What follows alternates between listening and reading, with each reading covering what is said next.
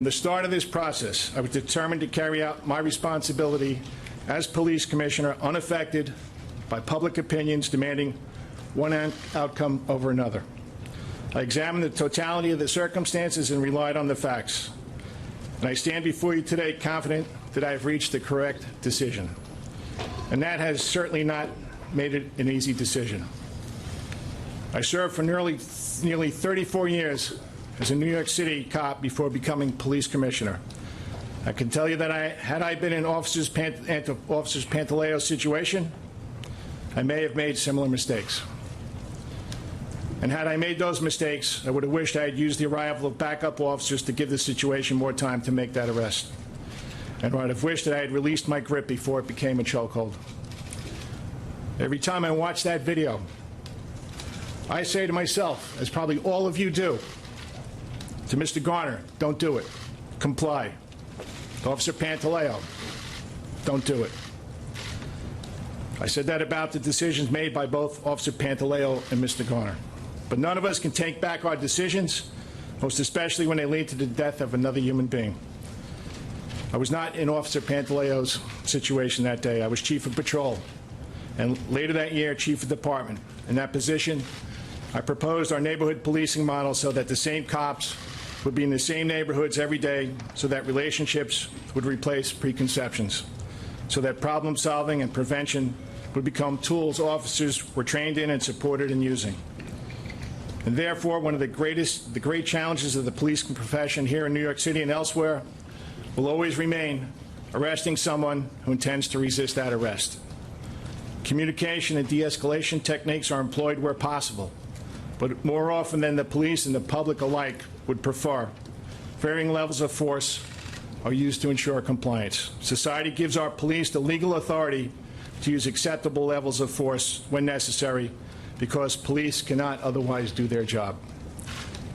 Every day in New York, people receive summonses or are arrested by officers without any physical force being used. But some people choose to verbally and/or physically resist the enforcement action lawfully being taken against them. Those situations are unpredictable and dangerous to everyone involved. The street is never the right place to argue the appropriateness of an arrest. That is what our courts are for. Being a police officer is one of the hardest jobs in the world. That is not a statement to elicit sympathy from those we served. It's a fact. Cops have to make choices, sometimes very quickly, every single day. Some are split-second, life and death choices. Oftentimes they are choices that will be thoroughly and repeatedly examined by those with much more time to think about them than the police officer had. And those decisions are scrutinized and second-guessed, both fairly and unfairly.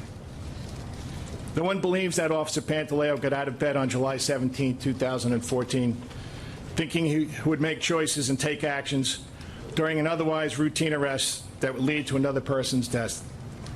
But an officer's choices and actions, even made under extreme pressure, matter. It is unlikely that Mr. Garner thought he was in such poor health that a brief struggle with the police would cause his death. He should have decided against resisting arrest, but a man with a family lost his life, and that is an irreversible tragedy.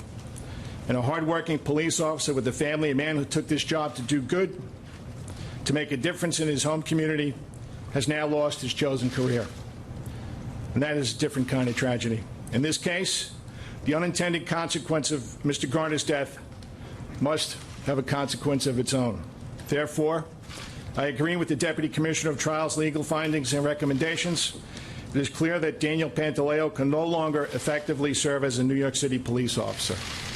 In carrying out the court's verdict in this case, I take no pleasure.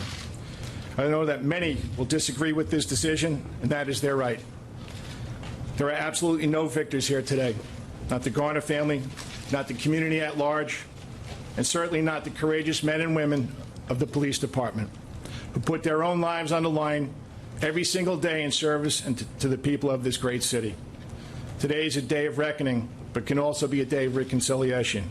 We must move forward together as one city, determined to secure safety for all New Yorkers and safety for every police officer working daily to protect all of us.